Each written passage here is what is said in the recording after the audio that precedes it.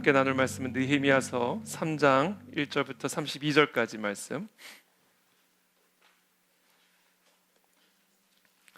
느헤미야서 3장 1절부터 32절까지 저와 여러분들이 한 절씩 교독하겠습니다. 다소 긴 본문이긴 하지만 그래도 우리가 끝까지 한번 다 같이 봉독하겠습니다.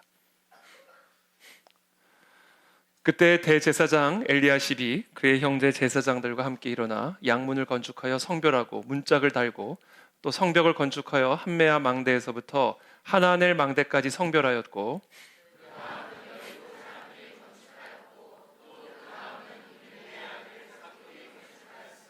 어무는 하스나의 자손들이 건축하여 그 들보를 얹고 문짝을 달고 자물쇠와 빗장을 갖추었고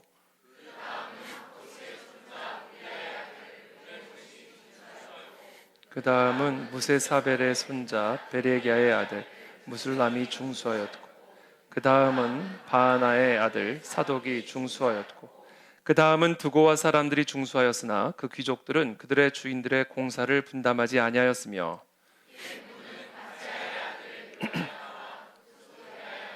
무술람이 중수하여 그 들보를 얹고 문짝을 달고 자물쇠와 빗장을 갖추었고 그 다음은 기브온 사람 물라갸와 메로노 사람 야돈이 강 서쪽 총독의 관할에 속한 기브온 사람들 및 미스바 사람들과 더불어 중수하였고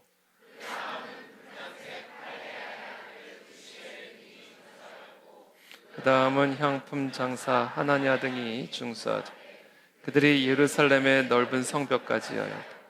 그 다음은 예루살렘 지방의 절반을 다스리는 후르의 아들 르바야가 중수하였고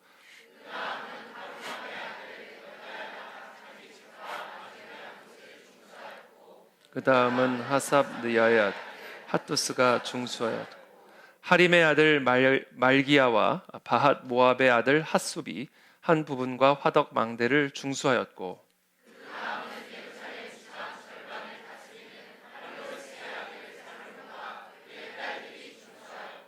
골짜기 문은 한운과 산호와 주민이 중수하여 문을 세우며 문짝을 달고 자물쇠와 빗장을 갖추고 또 분문까지 성벽 1000규빗을 중수하였고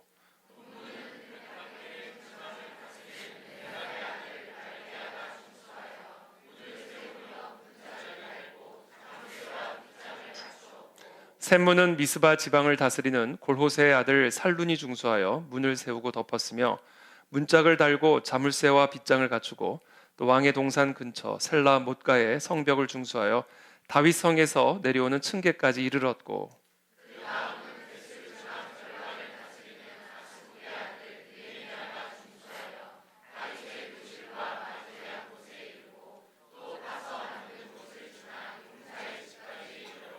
그 다음은 레위 사람 바니의 아들 루훔이 중수하였고 그 다음은 그일라 지방 절반을 다스리는 하사랴가 그 지방을 대표하여 중수하였고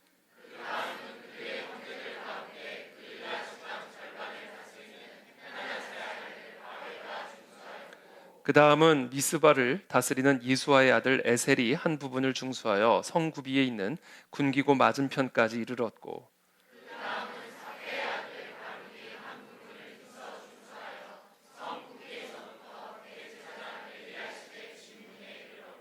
그 다음은 학고스의 손자 우리아의 아들 무레못이 한 부분을 중수하여 엘리야십의 집 문에서부터 엘리야십의 집 모퉁이에 이르렀고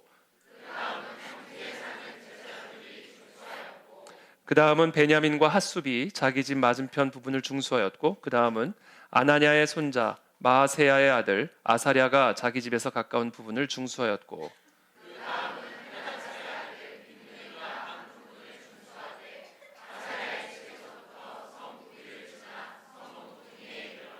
우세의 아들 발랄은 성굽이 맞은편과 왕의 윗궁에서 내민 망대 맞은편 곧 시위청에서 가까운 부분을 중수하였고 그 다음은 바로스의 아들 부다야가 중수하였고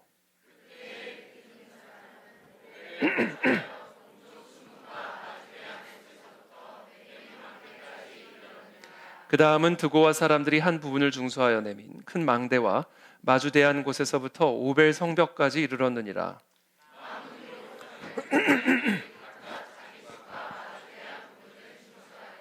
그 다음은 인멜의 아들 사독이 자기 집과 마주대한 부분을 중수하였고, 그 다음은 동문지기 스가냐의 아들 스마야가 중수하였고,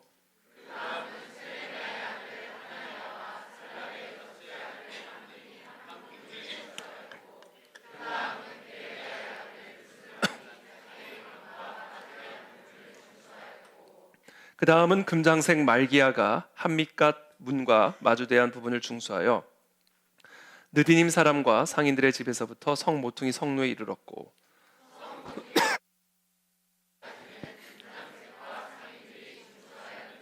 아멘. 네, 오늘은 성벽 건축이 시작되다라는 주제를 가지고 우리 세 번째 말씀 함께 나누겠습니다.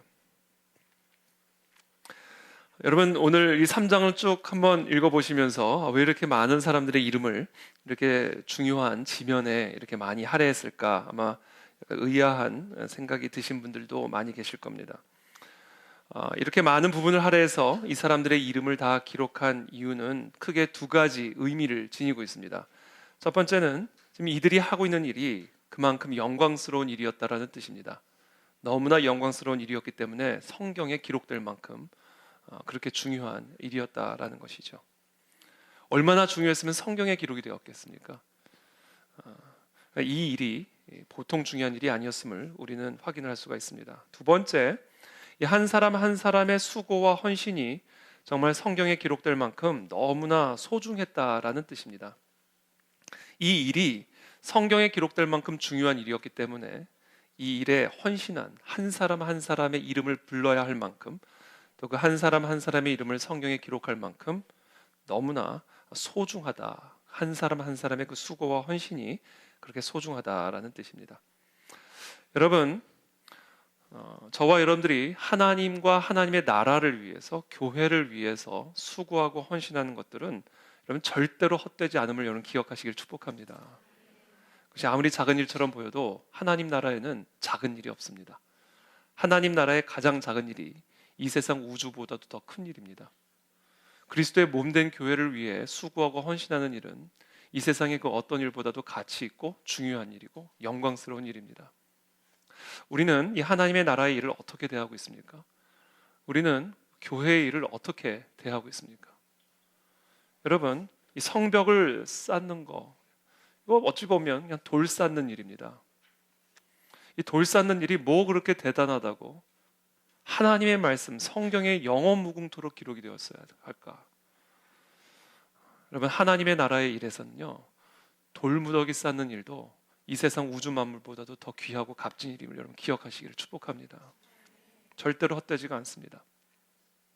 지금 저와 여러분들이 하나님의 나라와 교회를 위해서 수고하고 헌신하는 이 모든 일들, 그것은 반드시 하나님 나라에 기록이 되어 있을 것이고 하나님은 반드시 그것을 기억하실 것입니다. 과연 지금 저와 여러분들이 가장 많은 시간을 할애하고 있고 가장 수고하고 헌신하고 있는 일들이, 우리 인생의 대부분의 시간을 쏟고 있는 일들이 과연 하나님의 책에 기록될 만한 일인지 그것을 한번 점검하시기를 축복합니다. 과연 우리의 인생의 말년에 과연 내가 평생을 살았는데 하나님의 책에 기록될 만한 일들이 과연 무엇이 있었을까? 이것저것 다 중요한 일들이고 바쁜 일들인데 과연 내가 지금 힘을 쏟고 헌신하고 수고하고 있는 이 일들이 과연 하나님 보시기에 귀한 일인가? 하나님의 나라에 기록될 만한 일인가?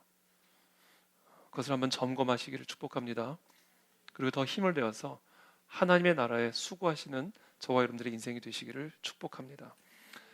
우리 1절 말씀 함께 읽어보겠습니다. 시작.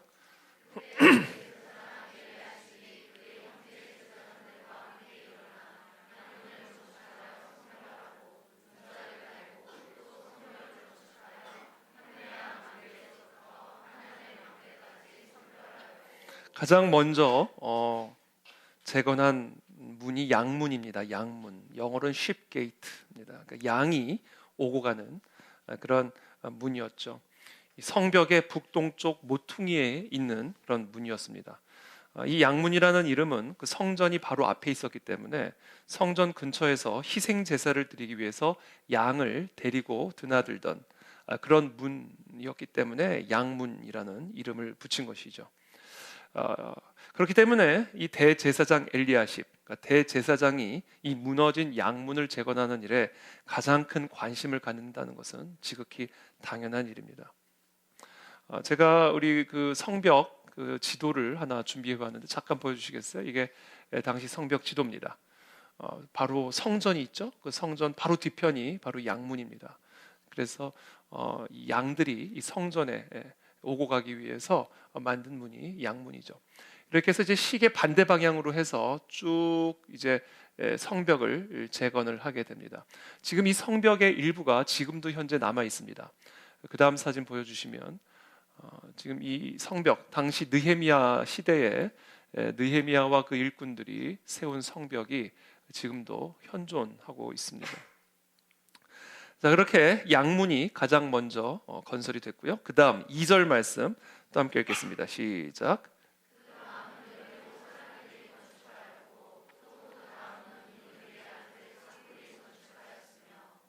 네, 여리고 사람들이 건축에 참여했다 이렇게 되어 있습니다. 자, 여리고는 이제 예루살렘에서 27km 정도 떨어져 있습니다. 그러나 그들은 그 먼 거리를 전혀 개의치 않고 이 예루살렘 성벽을 재건하기 위해 달려 나온 것이죠. 이들의 수고, 그렇죠? 오늘도 원근 각처에서 오늘 예배를 위해서 교회에 달려 나오신 분들이 계시는데 바로 이와 같은 헌신들이 이 여리고 사람들에게서 있었다라는 것을 상세하게 기록을 하고 있습니다. 3절 말씀 또 함께 읽겠습니다. 시작.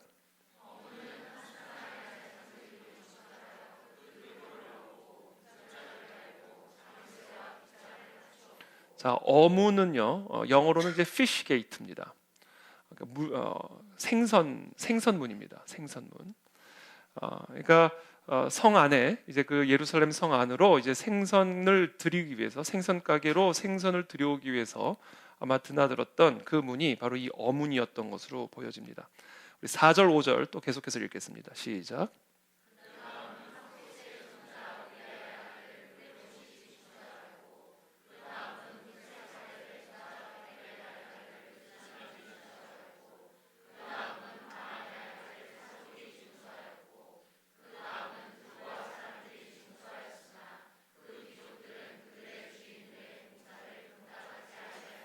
자, 지금 다 이렇게 중수를 하는데 그 드고와 사람들은 중수를 했어요. 그런데 드고와의 귀족들은 그 공사를 분담하지 않았다.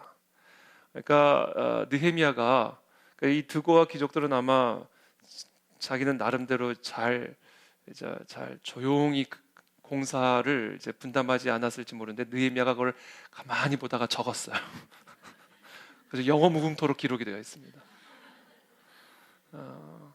이게 하나님 나라의 사역을 우리가 이렇게 전체적으로 다 같이 감당을 할 때 이 귀족들은 빠졌어요. 분담하지 않았습니다. 대신 귀족들이 분담을 하지 않으니까 그 두고와 백성들이 이 성벽 재건에 나서게 되는 것이죠.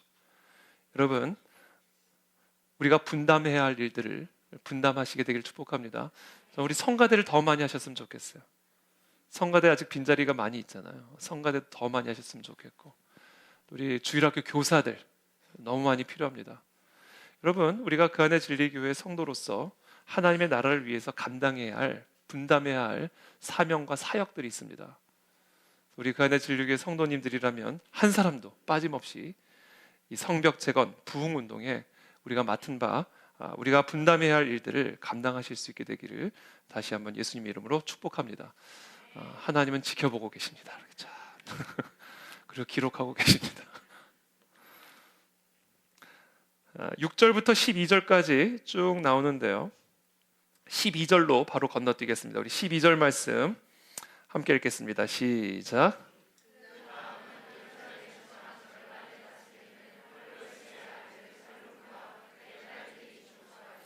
살룸은 예루살렘 지역의 절반을 다스리는 아주 실질적인 권력자였습니다. 그런데 이 실제적인 권력자가 딸들까지 데리고 와서 이 성벽 재건에 동참을 시킵니다.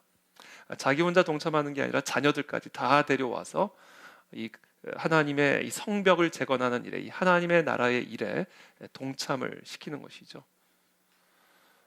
14절에 죄송합니다. 13절에 골짜기 문은 한운과 산호와 주민이 중수하여 문을 세우며 문짝을 달고 자물쇠와 빗장을 갖추고 또 분문까지 성벽 1000규빗을 중수하였고, 한운, 골짜기 문을 중건한 이 한운과 산호와 주민은요, 예루살렘으로부터 약 24km 떨어진 지역에 사는 소수 민족들입니다.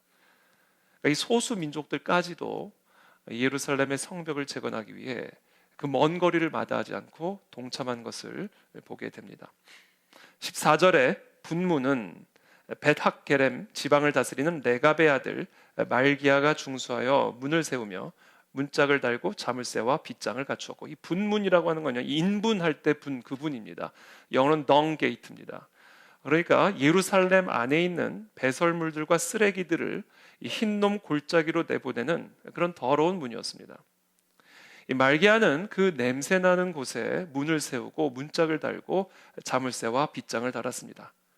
누구도 하지 않으려고 하는, 누구나 피하고 싶은 그런 분문에서 이 문을 재건하고 문짝을 다는 그런 굳은 일들을 충성스럽게 해냈다라는 사실을 하나님은 이 하나님의 말씀에 상세하게 기록을 하고 있습니다.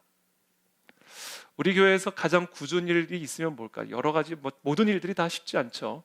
다 사역마다 다 굳은 부분들이 있고 어려운 부분들이 있는데, 글쎄요, 제가 그냥 얼핏 생각하기에 우리 교회에서 가장 굳은 일이라고 한다면 저는 주차 봉사라고 생각을 합니다.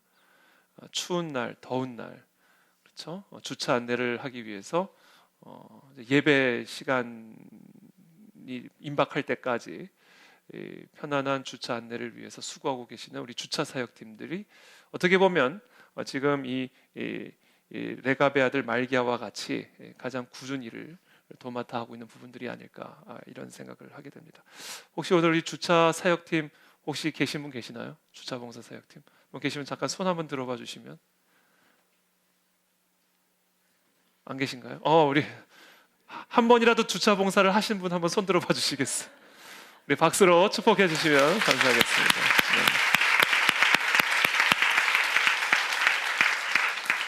네. 주차 사역팀뿐만이 아니라 사실 성가대, 예배팀, 우리 주일학교 교사, 봉사팀, 예배 안내팀, 제가 지금 미처 다 언급하지 못한 다양한 사역팀들이 사실은 주일마다 이른 아침 사실은 이렇게 나와서 열심히 수고하고 봉사하고 계십니다. 우리 그런 모든 분들을 위해서 다시 한번 우리 축복의 박수 감사드리겠습니다.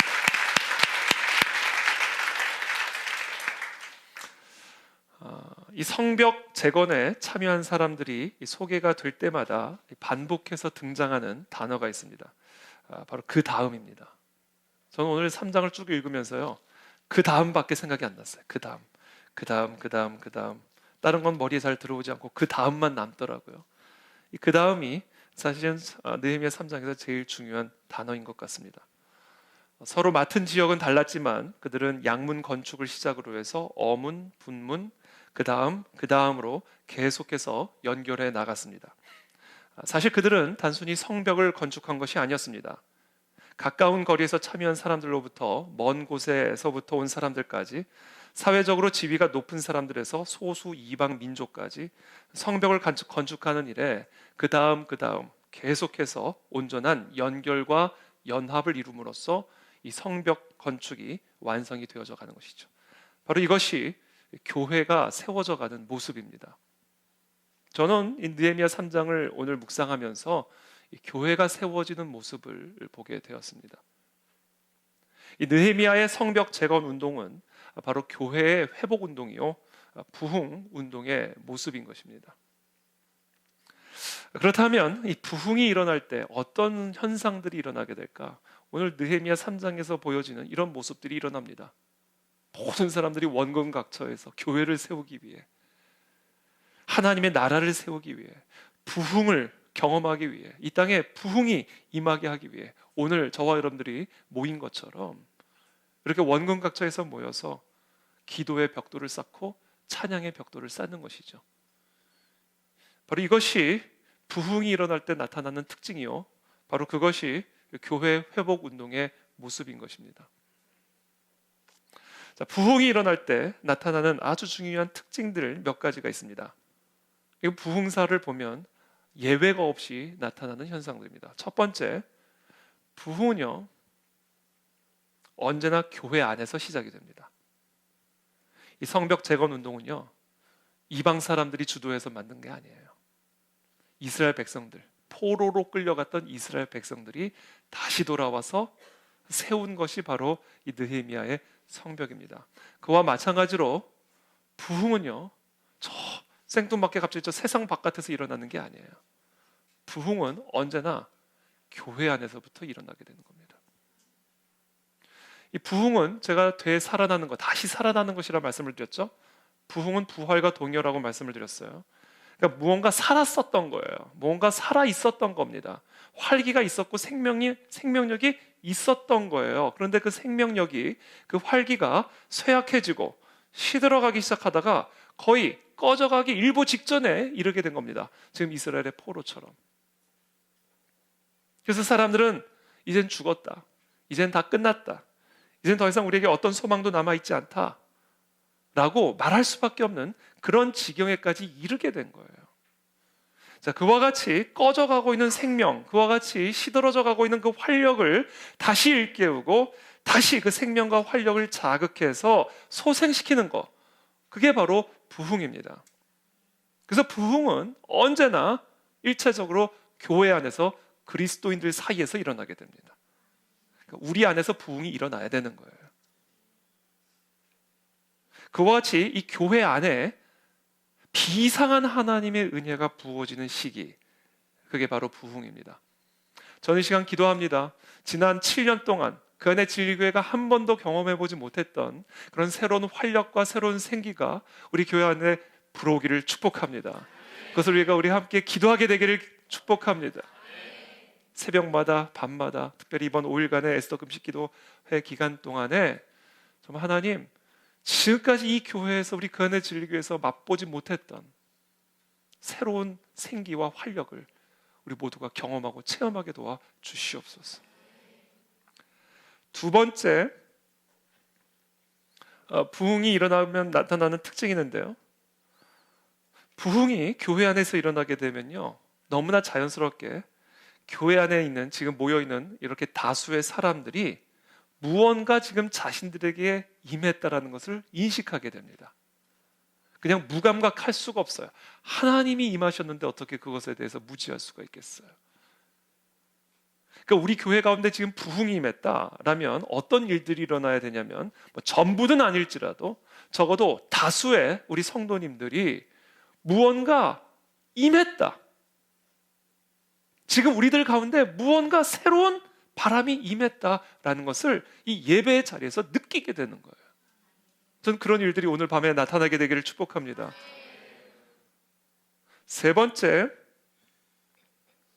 그렇게 하나님의 임재가 우리 가운데 강림하셔서 정말 무언가가 임했다, 정말 하나님의 임재가 느껴진다, 내 심령 속에, 우리의 공간 속에서 우리 모두가 그것을 다 느끼게 되는 순간, 그 하나님의 임재를 인식하게 되는 순간 우리의 죄를 인식하게 됩니다.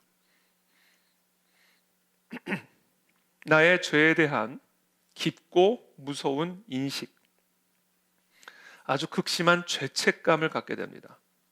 그게 하나님의 영광스러운 임재가 이 자리에 임할 때 자연스럽게 따라서 나타나는 현상이에요. 내가 얼마나 악한 사람이고, 내가 얼마나 부정한 사람이며, 내가 얼마나 무가치한 존재이며, 내 힘과 내 노력으로는 절대로 나의 이 부정함과 무가치함을 해소할 수 없다라는 극도의 절망감에 빠지게 됩니다. 그게 우리의 마음속에 있어야 돼요. 그러니까 하나님이 우리 가운데 강림하시면요, 한편으로는 너무나 기쁘고 즐거운데 또 다른 한편으로는 그 안에서 내가 얼마나 무가치한 존재인지, 내가 얼마나 부정한 존재인지를 동시에 깨달아요. 그래서 막 울다가 웃다가 춤추다 통곡하다, 이 신적인 무질서함들이 막 일어나게 됩니다. 왜냐하면 하나님의 임재와 나의 부패는 같이 나타나기 때문에 그래요. 사실 하나님의 임재가 나타나기 전까지는 내가 얼마나 부패하고 내가 얼마나 부정한 존재인지를 제대로 알 수가 없습니다. 거울 앞에 서기 전에 내 모습이 어떠한지를 제대로 알 수 없는 것처럼 거룩하신 하나님의 임재가 내 안에 임하기 전까지는 내가 얼마나 거룩하지 않은지를 알 수가 없는 거예요. 그래서 우리의 이 교회 가운데 부흥이 임하여 하나님이 비범한 방식으로 우리 가운데 강림하실 때, 말씀을 듣는 가운데, 찬양하는 가운데, 기도하는 가운데 하나님이 우리 가운데 강림하실 때 우리는 동시적으로 또는 시차를 두더라도 내가 얼마나 부정한 자인지를 깊이 깨닫고 탄식하게 됩니다. 어찌할꼬 어찌할꼬.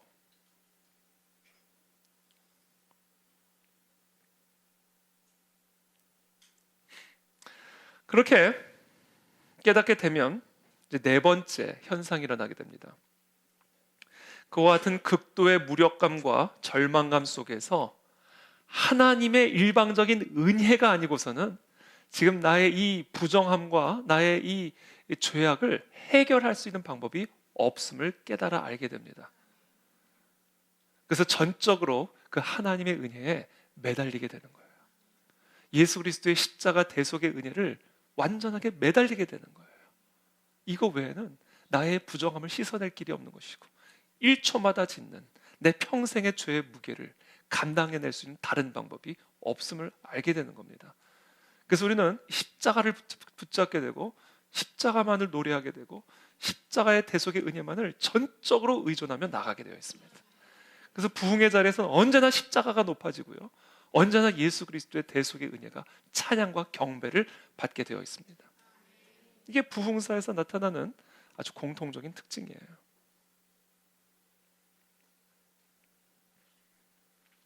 그래서 그동안 자기가 예수님의 십자가를 알고 있었고 또 믿고 있었지만, 그러나 그것이 한 번도 진정한 실제로 나에게 다가온 적이 없었던 거예요.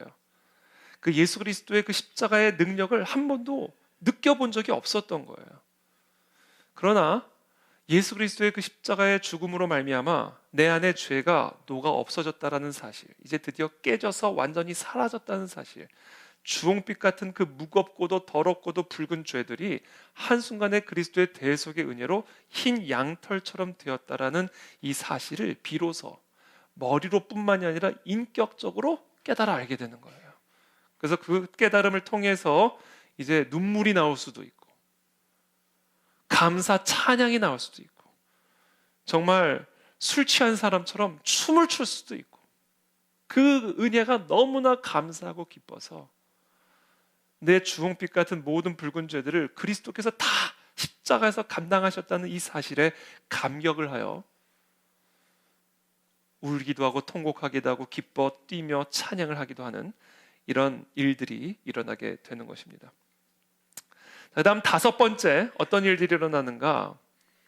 이런 기쁨과 은혜에 사로잡히게 되면 이제 이 그리스도의 은혜가 우리를 사로잡는 유일한 관심사가 돼요. 그러니까 모였을 때 대화의 주제가 달라집니다. 사람들과 만났을 때 내가 나누고자 하는 대화의 핵심적인 주제가 달라져요. 그래서 이 순모임의 분위기가 달라지게 될 거고요, 가족 안에서의 모임의 그런 성격들이 달라지기 시작할 겁니다. 내가 나누고 싶은 대화의 주제와 열정들이 달라지기 시작할 거예요. 왜? 이 은혜가 너무 커서 이 은혜를 나누고 싶은 충동을 경험하게 되는 것이죠.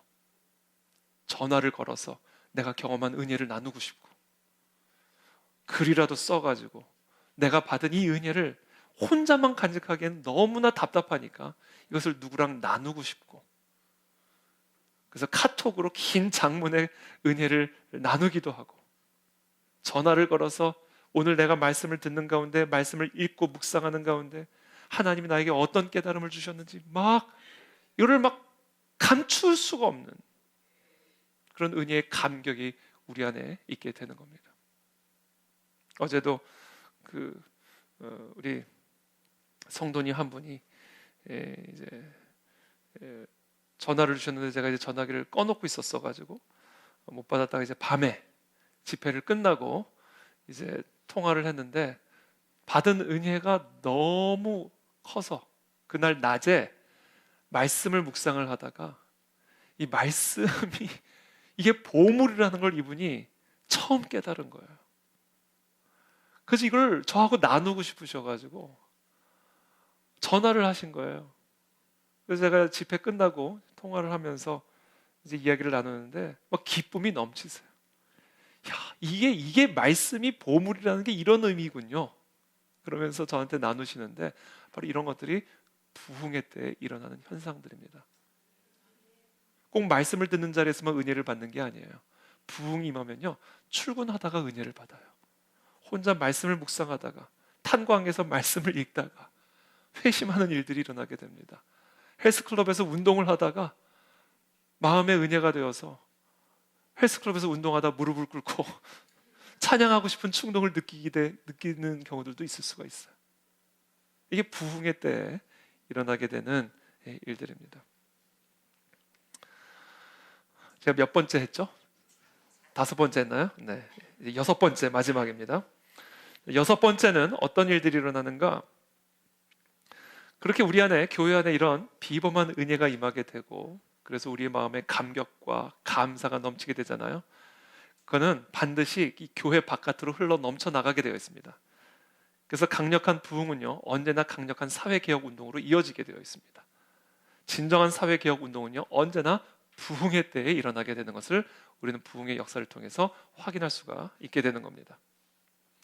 이 교회가 진정한 영적 생명력을 회복할 때 반드시 세상의 모든 영역 가운데 무너졌던 성벽들도 동시에 재건이 되기 시작합니다.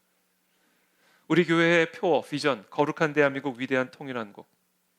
여러분, 거룩한 대한민국의 이 사명은요, 정치, 사회 운동을 통해서 이루어지는 것이 절대로 아닙니다. 여러분, 우리 그하나지리교회 성도님들은 이것을 꼭 기억하시기를 바랍니다. 우리 한국교회, 우리 모든 성도님들은 반드시 이 사실을 기억해야 합니다. 거룩한 대한민국의 사명은 정치, 사회 운동을 통해서 이루어지는 게 아닙니다. 위대한 통일 한국의 사명은 통일 운동을 통해서 이루어지는 것이 절대로 아닙니다. 거룩한 대한민국, 위대한 통일 한국의 시대적인 사명은 오직 부흥 운동을 통해서 시작이 될 수가 있는 거예요. 정치, 사회 운동이나 통일 운동이 무의미하다라는 거나 불필요하다라는 말은 절대로 아니에요.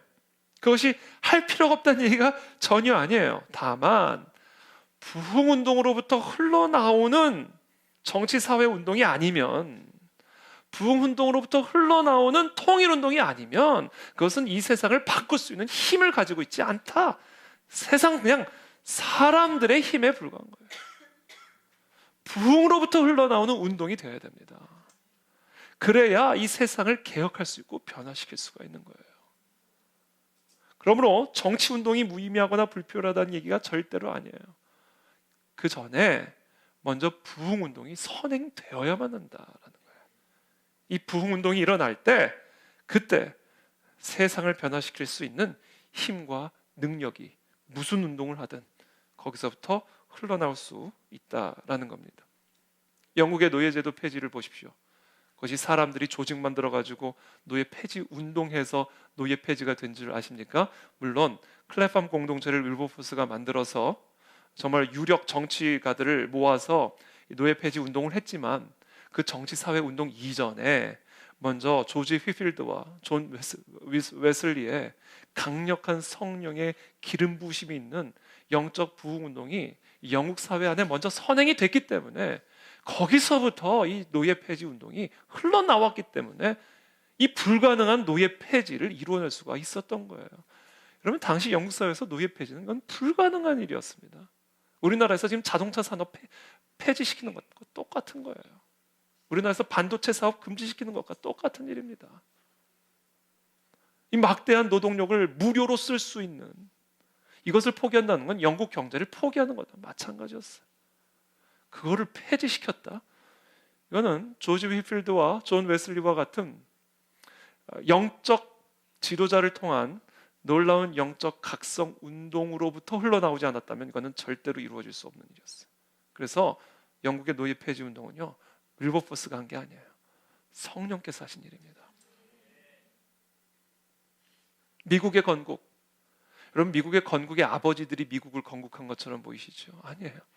미국의 건국이 어떻게 가능했을까요? 미국의 독립과 건국이 어떻게 가능했을까요? 그 전에 먼저 조나단 에드워즈를 중심으로 한 1차 영적 대각성 운동이 미국 전역을 한번 뒤집어 놓았기 때문에 그 미국의 건국 사상 안에 성령이 들어갈 수가 있었던 거예요. 미국의 헌법이 그냥 나온 게 아닙니다. 미국의 정치 시스템이 그냥 나온 게 아니라고요. 이것이 다 1차 영적 대각성 운동의 흐름에서 흘러나온 것들이에요.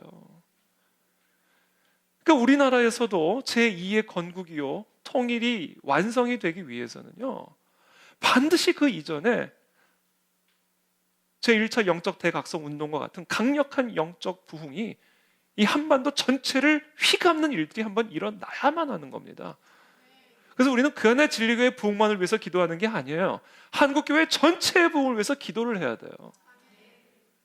그와 같은 강력한 영적 각성이 한번 이 대한민국을 뒤집어 놔야 거기서부터 흘러나오는 정치사상, 경제사상, 통일사상이 결국은 하나님의 마음에 합한 위대한 통일한국을 이루어갈 수가 있다라는 거예요. 여러분, 1948년에 8월 15일 대한민국이 건국을 하죠. 여러분, 우리나라 현대사만큼 복잡하고 고통스럽고 어려운 현대사가 없습니다.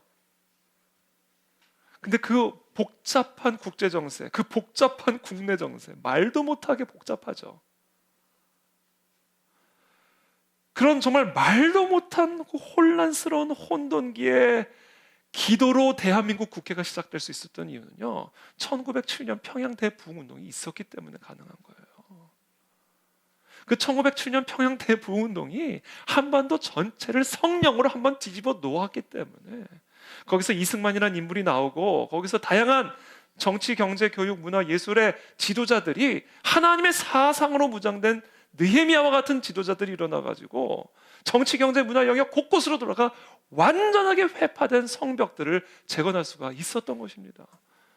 그래서 우리가 이제 1907년과 같은 정말 세계를 뒤흔들 만한 영적 각성이 이 나라 민족의 교회들 가운데 일어나기를 우리는 금식하며 기도하기 위해 이 자리에 모여 있는 것입니다, 여러분. 우리가 단순히 우리의 문제만을 가지고 이 자리에 나온 게 아니에요. 물론 우리의 문제를 가지고도 당연히 기도를 하지만 우리는 더 큰 차원에서 성벽 재건이라고 하는 이 위대한 하나님의 나라의 사명을 위해서 우리가 지금 금식을 하는 겁니다. 나 개인의 문제를 위해서 금식하는 금식과 정말 이와 같은 성벽 재건을 위해 하나님의 나라의 바람이 다시 한번 이 민족 가운데 불기 위해 금식하는 금식과 동일하게 중요한 금식이지만 그래도 어느 게 더 중요한 금식일까요? 먼저 그의 나라와 그의 의를 구하면 이것은 그냥 따라 들어오는 거예요. 당연히 이게 더 큰 겁니다. 우리는 이것을 위해 금식해야 돼요. 그럼 여러분들이 마땅히 구해야 할 모든 것들은 그냥 알아서 따라 들어오게 되는 겁니다. 여러분, 저와 여러분들에게 필요한 모든 복들이 그냥 우리의 인생을 따라가는 그런 인생이 되기를 축복합니다. 그럼 저와 여러분들은 하나님의 비전만 따라가면 되는 거예요. 하나님의 사명만 따라가면 되는 겁니다.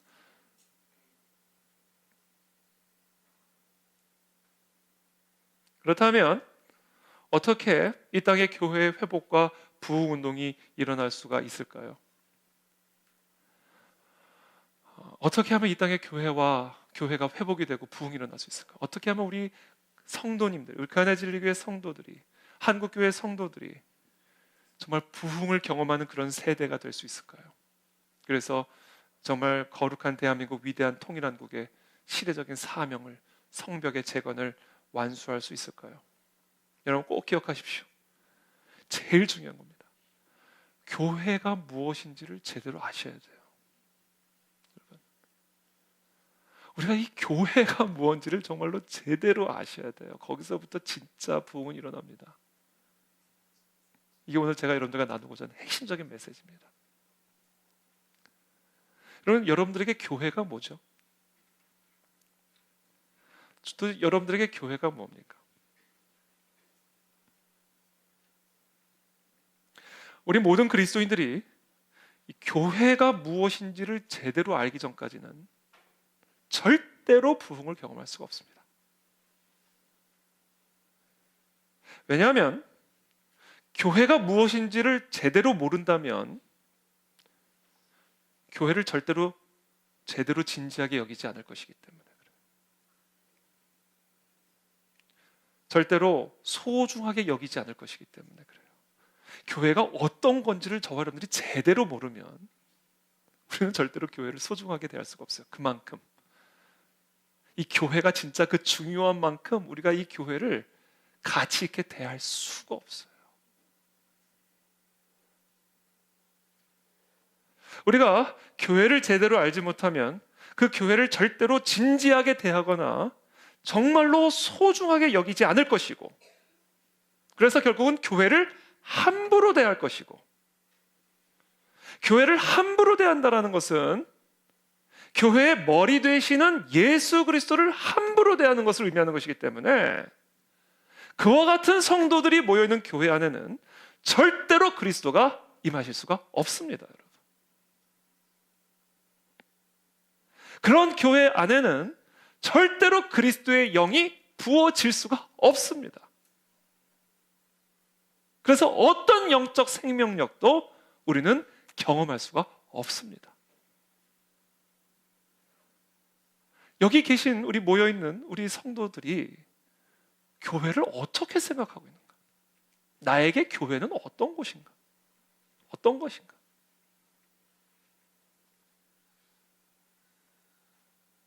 여기에 사활이 걸려있는 겁니다. 오늘날 한국 교회를 어떻게 생각할까? 한국 성도들이 세상에서 교회를 어떻게 생각하는 것은 일단 차치하고서라도 한국 교회 성도들이 교회를 도대체 어떻게 대하고 있을까? 전 여기에 사활이 걸려 있다라고 오늘 여러분들과 나누고자 하는 겁니다.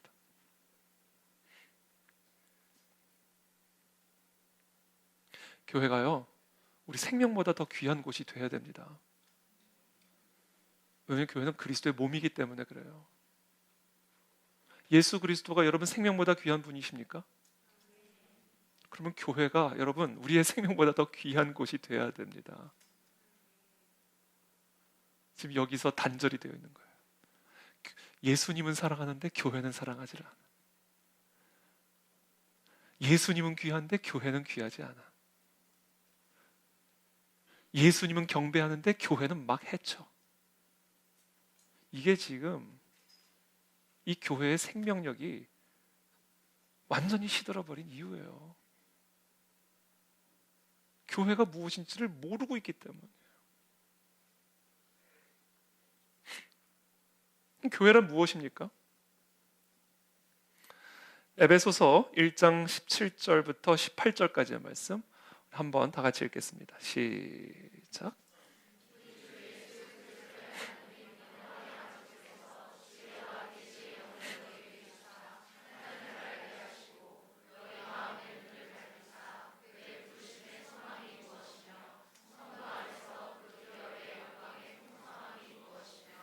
자, 제가 요 17절, 18절 말씀을 제가 차근차근 설명해 드릴게요. 우리 주 예수 그리스도의 하나님 영광의 아버지께서 지혜와 계시의 영을 너희에게 주사 하나님을 알게 하시고, 그 다음에 너희 마음의 눈을 밝히사, 지혜와 계시의 영이 임하여 너희의 마음의 눈을 밝혀주기를 기도한다. 이게 지금 사도 바울의 기도예요.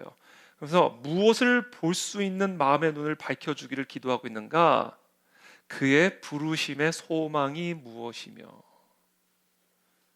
그의 부르심, 그리스도의 부르심, 우리가 다 그리스도의 부르심을 받았잖아요. 에클레시아, 불러냄을 받은 사람들이잖아요. 그게 교회예요. 그러니까 그의 부르심은 뭐예요? 교회라는 거예요. 교회. 그러니까 지금 사도 바울이 뭐라고 기도하고 있는 것이냐면, 지혜와 계시의 영을 하나님께서 너희들에게 부어주셔서 교회 안에 어떤 소망이 있는지를 볼 수 있는 눈이 열리기를 기도한다, 이 얘기예요. 교회라는 곳 안에, 이 교회라는 것 안에 어떤 소망이 담겨져 있는지 너희들이 볼 수 있는 마음의 눈이 밝아지기를 기도한다. 이게 바꿔 말하면, 쉽게 말하면요, 교회만이 세상을 바꿀 수 있는 소망을 갖고 있는 곳이다라는 얘기예요. 세상의 소망은 교회 안에만 있다라는 얘기입니다.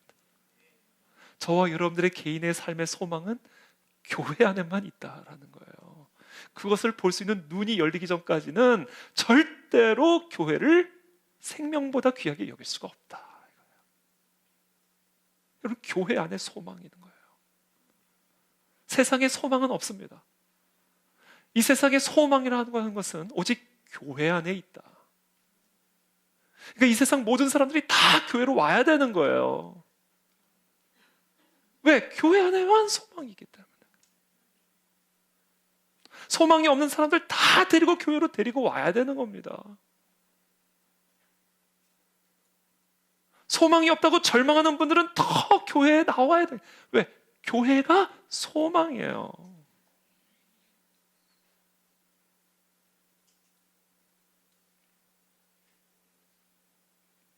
그것을 알아야 된다라는 겁니다. 그래서 또 이렇게 말씀하세요. 그 다음에 뭐라고 말씀하세요? 성도 안에서 그 기업의 영광의 풍성함이 무엇이며, 이렇게 얘기합니다. 성도 안에서, 이게 뭐예요? 성도 공동체라는 말입니다. 성도 안에서라는 얘기는 community of saints, 성도들의 공동체를 의미하는 거죠. 이게 뭐예요? 교회예요. 그러니까 성도 안에서 그 기업의 영광의 풍성함이 무엇이며, 이게 무슨 말씀이냐면 결국 이거예요. 교회를 통해서 나타나게 될 하나님의 풍성한 영광이 무엇인지를 알기를 기도한다. 교회를 통해서 하나님의 영광이 나타난다. 그래서 교회 안에만 소망이 있다라는 얘기를 하시는 거예요. 여러분, 우리가 이거를 제대로 보기 전까지는 우리는 절대로 교회를 생명보다 귀하게 여길 수가 없어요. 교회만 하나님의 풍성한 영광을 드러낼 수 있는 기관입니다. 교회에서만 하나님의 풍성한 영광이 나타날 수가 있는 거예요. 그래서 교회가 소망인 겁니다. 교회만이 소망인 겁니다, 여러분. 정치에 소망을 두지 마십시오. 학교에 소망을 두지 마십시오. 교회에 소망이 되는 거예요. 그래서 이 세상에서 가장 위대한 직분이 성도예요. 성도.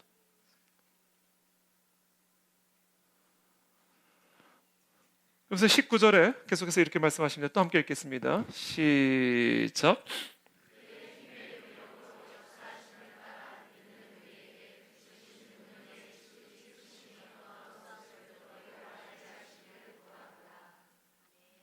그의 힘의 위력으로 역사하심을 따라 믿는 우리에게, 이게 뭐예요? 교회예요. 베푸신 능력의 지극히 크심이 어떠한 것을 너희로 알게 하시길 구하노라. 자, 세 번째로 무엇을 구하고 있어요? 하나님의 지극히 크신 능력이 어떠한지를 알기를 원한다는 거예요. 어디에 베푸신? 교회에게 베푸신. 교회에게 베푸신 하나님의 이 지극히 위대한 크신 능력을 너희들이 알게 되기를 원한다. 이건 마음의 눈이 밝아져야 된다 이야기하는 거예요. 그래서 지혜와 계시의 영이 임하셔야 된다. 부흥은요, 교회가 무엇인지를 제대로 깨달아 아는 것에서부터만 시작이 될 수가 있는 거예요. 저 우리 가나 질결이 모든 성도님들이 이 교회가 무엇인지를 제대로 할 수 있는 그런 마음의 눈이 밝아지시기를 예수님의 이름으로 축복합니다. 여러분, 교회 안에 나타나는 하나님의 영광은요, 결국 뭐예요? 하나님의 지극히 크신 능력이에요. 그게 교회 안에 있다는 거예요. 하나님의 지극히 크신 능력은 교회를 통해서만 나타난다는 거예요. 저 용산 집무실을 통해서 하나님의 지극히 크신 능력이 나타나는 게 아니라, 저 삼성그룹 회사 사옥에서 지극히 크신 능력이 나타나는 게 아니라, 한국은행에서 나타나는 게 아니라, 저 백악관에서 나타나는 게 아니라 교회를 통해서만 온 하늘과 땅의 모든 권세를 갖고 계신 하나님의 지극히 크신 영광의 능력이 나타난다는 거예요. 그래서 교회가 소망이라는 겁니다. 그래서 교회만이 소망이라는 거예요. 이것을 볼 수 있는 눈이 열려야 된다. 여러분, 이 눈이 열려 계십니까? 뭐예요? 눈이 열려 계십니까? 이게 눈이 열려야 돼요. 저 지금 이 공포의 침묵. 이 눈이 열려 계셔야 됩니다. 이 눈이 열려지기를 기도하셔야 돼요. 그래서 여러분, 교회를 생명처럼 사랑하셔야 됩니다. 교회를 생명처럼 귀하게 여기셔야 돼요. 교회만이 하나님의 영광이 나타날 수 있는, 하나님의 권능이 나타날 수 있는 세상의 소망이기 때문에 그래요. 그래서 예수님 말씀하시는, 너희가 세상의 소금이고 빛이다. 그 얘기를 하고 계시는 거예요.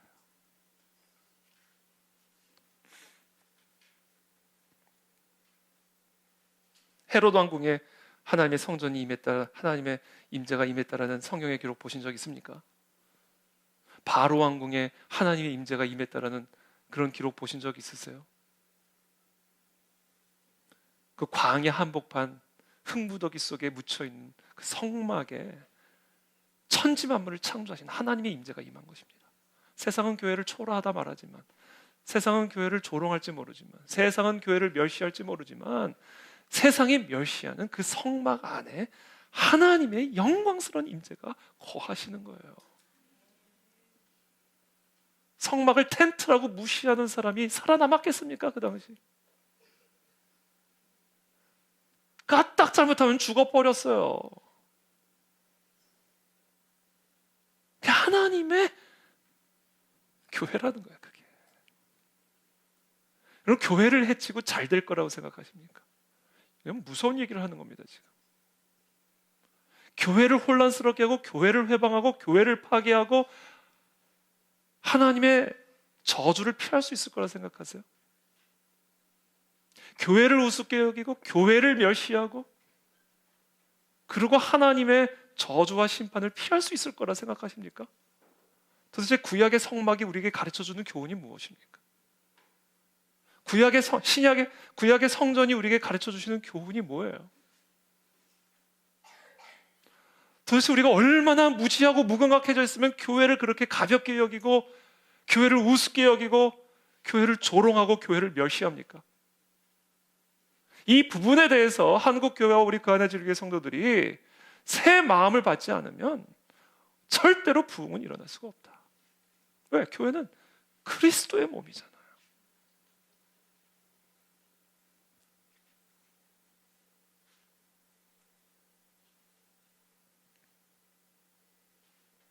자, 그렇다면 이 교회를 통해서 나타나는 하나님의 영광, 이 교회를 통해서 나타나는 하나님의 능력은 어떤 것일까요? 에베소서 1장 20절 이어서 이렇게 말씀하십니다. 또 함께 읽겠습니다. 시작.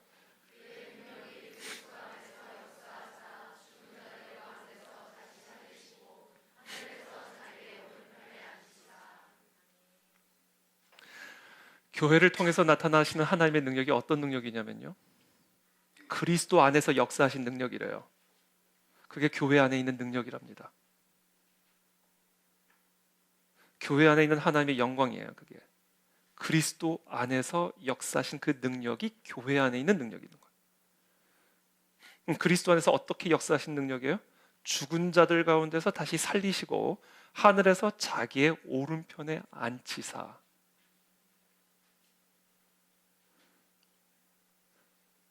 여러분, 그리스도 안에서 역사하신 하나님의 능력이 교회를 통해 나타나는데, 그 능력은 어떤 능력인가? 죽은 자들 가운데서 그리스도를 다시 살리신 하나님의 능력이에요. 그 능력이 교회 안에 있는 능력입니다. 죽음을 이기는 능력이 교회 안에 담겨져 있는 능력이에요. 모든 저주를 이기는 능력이 교회 안에 있는 하나님의 능력입니다. 모든 과학을 이기고, 모든 의학을 이기고, 모든 합리적인 판단을 이기는 전능하신 하나님의 능력이 바로 그리스도 안에서 역사하신 능력이요, 교회 안에 있는 능력이라는 거예요.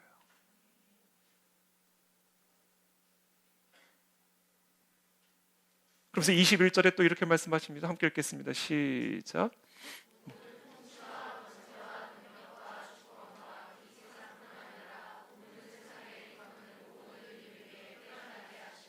모든 통치와 권세와 능력과 주권과 이 세상뿐 아니라 오는 세상에 일컫는 모든 이름 위에 뛰어나게 하시고 죽음을 이기시고 부활하신 예수 그리스도께서는요, 온 하늘과 땅의 모든 권세를 갖고 계신 분이에요.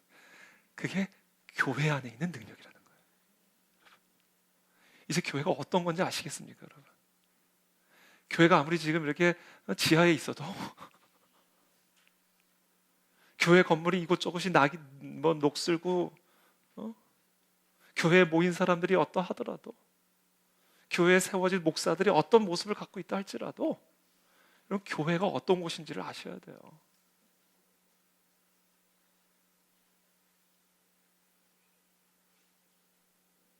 죽음을 이기신 하나님의 능력이, 모든 저주를 이기신 하나님의 능력이, 온 하늘과 땅의 모든 권세를 갖고 계신 그 하나님의 능력이 바로 교회 안에 있는 능력이라는 겁니다. 그러니까 세상의 소망은 교회 안에만 있는 거예요, 여러분. 이것을 제대로 알기 전까지 우리가 교회를 대하는 태도는 바뀔 수가 없는 거예요. 그러면서 22절, 23절에 이렇게 말합니다. 함께 또 읽겠습니다. 시작.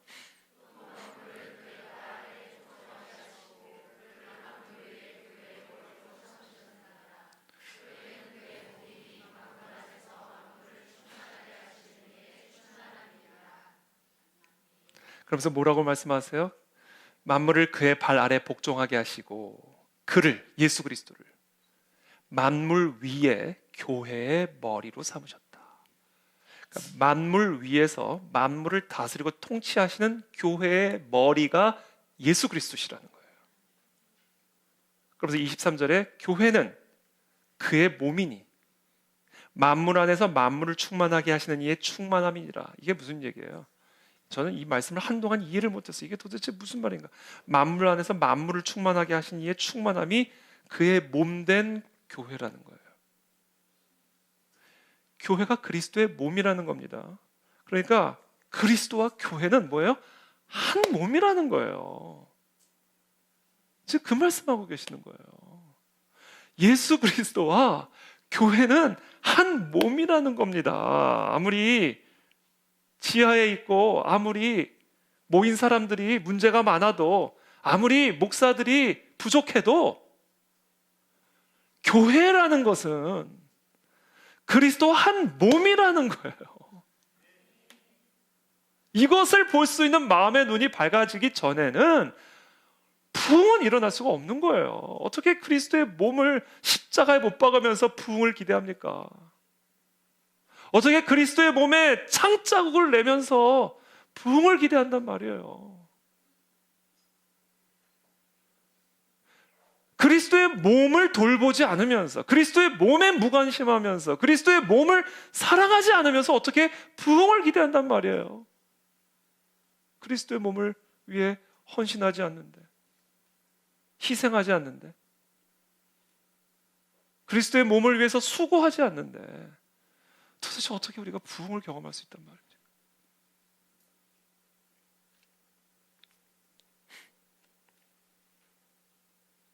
그러니까 결국 교회의 생명력이라는 게 결국 누구의 생명력인 거예요? 그리스도의 생명력이라는 거예요. 죽음을 이기신 그리스도의 생명력이 곧 교회의 생명력이라는 겁니다.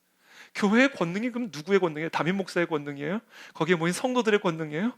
교회의 권능은 곧 그리스도의 권능이란 말이에요. 교회의 권세는 누구의 권세예요? 그리스도의 권세란 얘기예요. 그게 교회입니다, 여러분.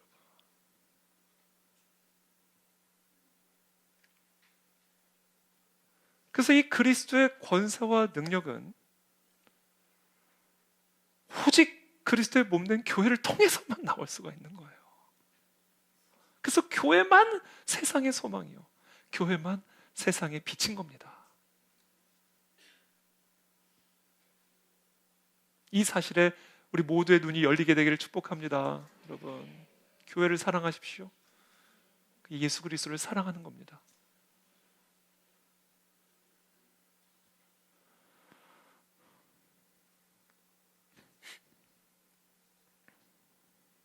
교회를 귀하게 여기는 것이, 예수 그리스도를 귀하게 여기는 것이요, 교회를 위해 헌신하고 희생하는 것이 예수 그리스도를 위해서 헌신하고 희생하는 것입니다.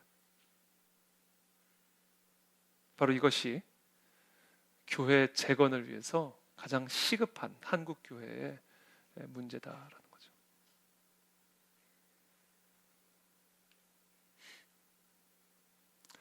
자, 교회가 무엇인지를 이제 우리가 알았으니까 이제 우리가 마지막으로 진정한 교회의 회복을 위해서, 진정한 부흥을 위해서 무엇에 힘써야 할지 자동적으로 답이 나오죠.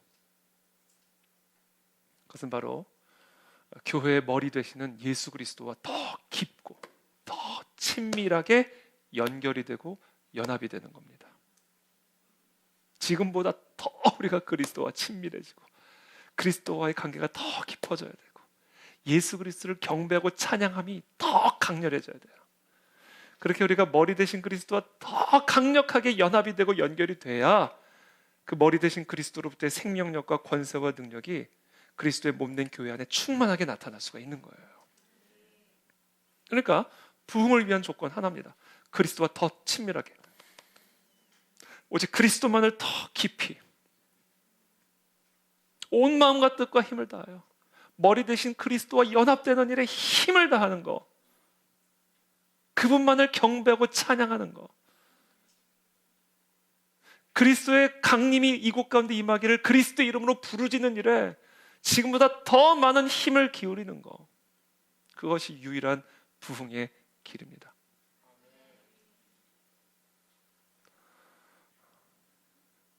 제가 뭐 어떻게 이걸 예를 적합하게 들지 모르겠는데 그냥 얼핏 듣는 예니까 이게 뭐 꼭 맞지 않더라도 그냥 여러분들이 이해를 해주세요. 전선을 코드를 제대로 끼면요 전기가 제대로 나오지 않겠어요?